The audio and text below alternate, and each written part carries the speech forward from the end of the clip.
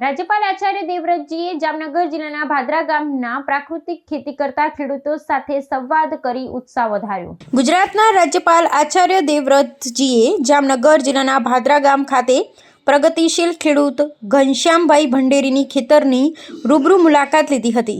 આ પ્રસંગે રાજ્યપાલે પ્રાકૃતિક કૃષિ પદ્ધતિથી લહેરાતા પાકનું નિરીક્ષણ કરી ખેડૂતોના પુરુષાર્થને બિરદાવ્યો હતો।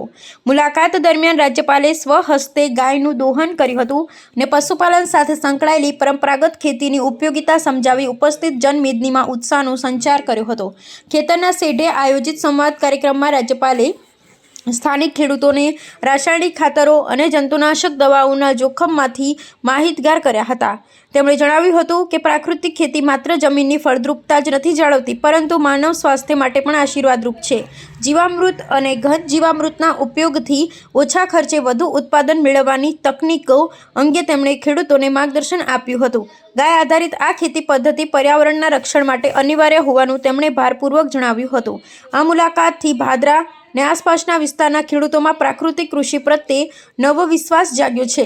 રાજ્યપાલે વધુને વધુ ખેડૂતો આ અભિયાનમાં જોડાય તે માટે આહવાન કર્યું હતું અને સરકાર દ્વારા અપાતી સહાયની વિગતો પણ વર્ણવી હતી।